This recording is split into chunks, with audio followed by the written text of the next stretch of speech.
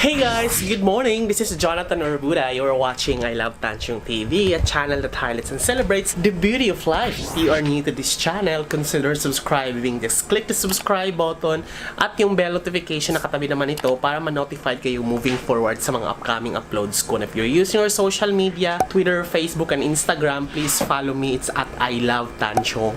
Visit my blog. It's www.ilovetanchung.com.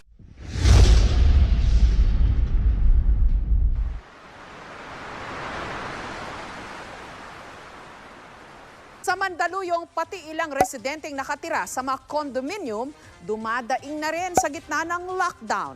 Kaya isasama na rin sila ng Mandaluyong LGU sa mga bibigyan ng ayuda.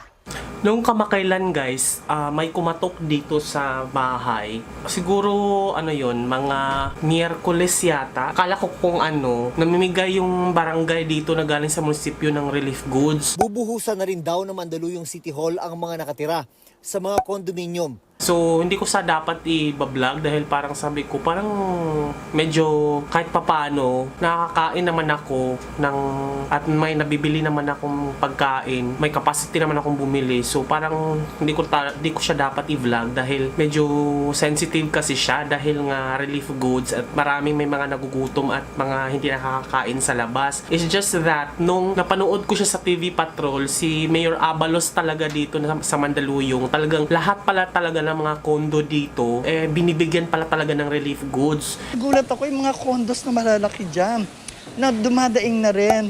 Hirap na rin sila sa buhay nila. Kahit yun sa SMDC, sa Cityland, lahat pala talaga binibigyan pala ng relief goods. So akala ko parang yung Urban Decas, okay naman yung kalagayan ko, parang nakakahiya naman siyang i-vlog. Wala raw susunding pamantayan ang City Hall ng Mandaluyong sa relief distribution.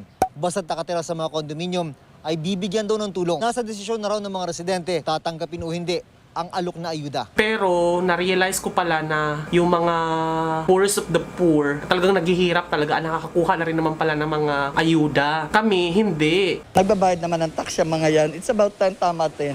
Ibalik natin sa kanila dahil kawawa rin. Yung mga middle class, na-consider ko yung sarili ko na bilong ako, nagiging mahirap na din dahil parang pababa lahat. Yung mga poor, naging poorest of the poor. Yung middle class, nagiging poor dahil sa sobrang mahal ng mga bilihin ngayon. Nasa 35,000 na pamilya ang nakatira sa mga condominium sa Mandaluyong. Sisikapin daw ng City Hall na mapadalhan lahat ng pamilya. Pati bigas, pati mga noodles, pati yung mga... Kasi nga, yung supply and demand concept. So, balitaan ko na lahat pala talaga walang exemption, pati mga kondo, binibigyan pala talaga ng relief goods ni Abalos.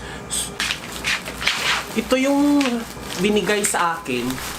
So, titingnan ko kung anong laman kasi hindi ko pa nabuksan to eh. Okay. Merong magic sarap. Ay, bongga, magagamit ko to dahil kahilig ako mag-isa.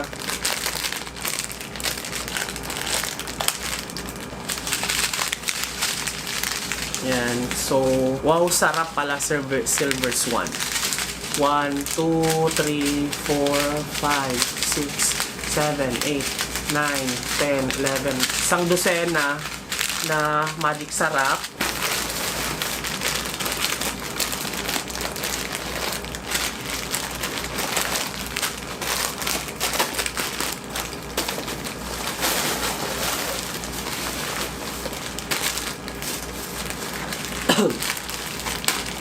So bali 6 na pirasong noodles na payless.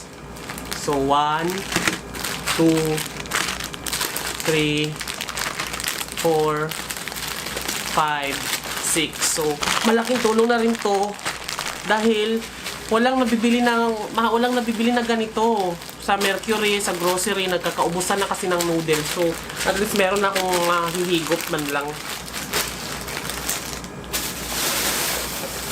Tapos, siguro mga 3 kilo to. Yeah, mga 3 kilong bigas to. 3 or 4. Pero titignan natin baka kasi okay naman pala. Ito yung bigas na binibili ko.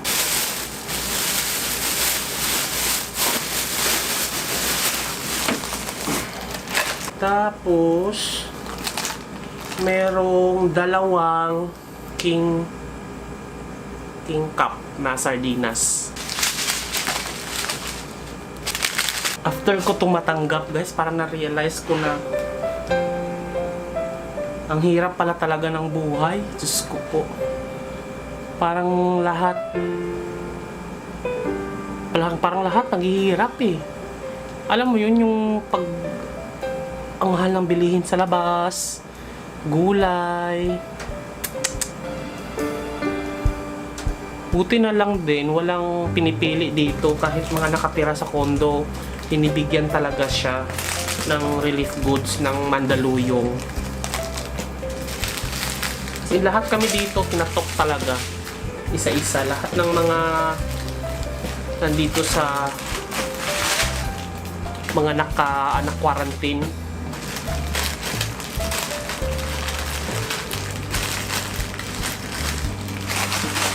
May pandagdag na ako sa aking grocery dahil alam ko na ma-extend talaga to. Feeling ko nga hanggang June pa. So ito na lang kasi natira guys. So ito na lang natira ng aking mga grocery. So dagdag ko na lang siya yan.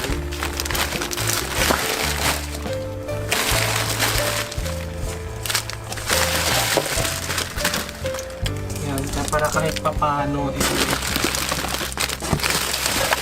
pandagdag kasi hindi na natin lahat tayo pantay-pantay na nagugutom. 2,000 years later. So ngayon, magluluto tayo ngayon ng aking special na longganisa. So yung longganisa na normal lang na nabibili nyo sa palengke, bibigyan natin siya ng twist kasi nga ang longganisa or mga sausages, hindi dapat piniprito-prito lang siya ng normal na prito. Nalalagyan mo ng mantika tapos sasabog, puputok, magiging malansa siya. So at besides, hindi siya maluluto ng bonggang-bongga, medyo pangit siya sa lasa. So ngayon, lalagyan natin siya ng twist. Ginawa ko na to kagabi, hindi ko lang vinlog. So, hinati ko naman yung longganisa na nabili ko, yung kahapon na luto ko na naubos ko na nga eh. So, ngayon, i-vlog natin yung kalahati the way I cooked yesterday. Kasi nasarapan ako, so i-share ko siya sa inyo para at least kahit paano alam niyo yung technique. Simple lang naman tong alulutuin natin, pero hindi tulad nung normal na talagang ipiprito mo lang. Here we go! So, ang ating, meron pa ako dito natirang 4 na piraso. So, ito yung 4 na piraso. So, lalagyan muna natin to ng tubig dahil papakuluan natin to.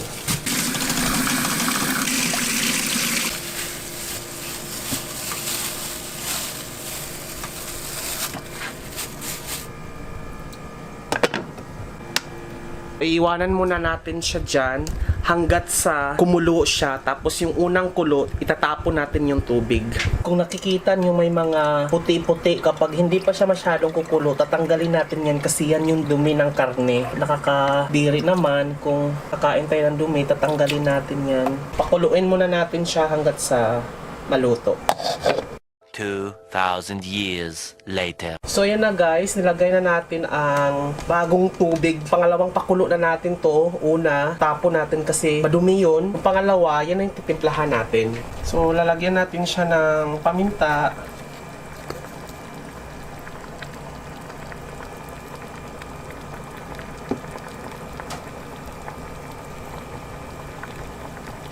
Garlic powder.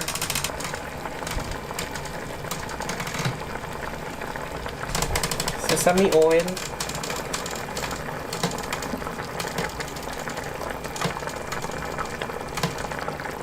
pakuluin natin yan hanggat maubos yung tubig or matuyo at mantika na lang yung matitira. Doon na natin siya piprituhin sa sarili niya mantika. Maghiwa ako ng konting patatas tsaka ito. Isasama na natin siya dito sa kumukulo para magkaroon siya ng extender para dumami siya. Pwedeng ibahog sa kanin kapag malata na. Ganyan na yung itsura niya. Ilagay na natin ang ating bawang.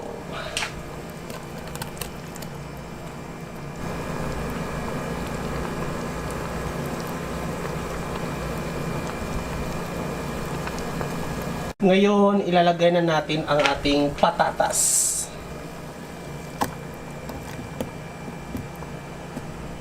Yan. Hayaan lang natin siya dyan para maluto hanggat sa matuyo yung tubig. At malata yung lahat to malalata tapos sasarap na siyang ibahog sa kanin. Ngayon, lalagyan natin siya ng pineapple.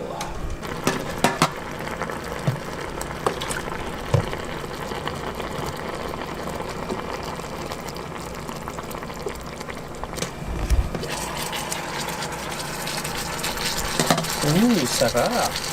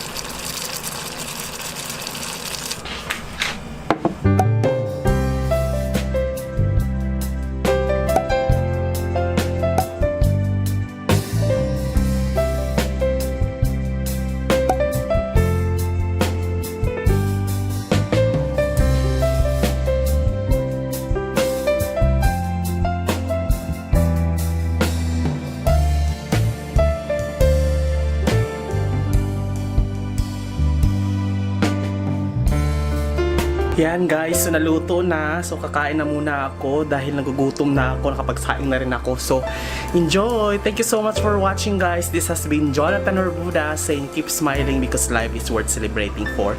Bye! See you on my next video.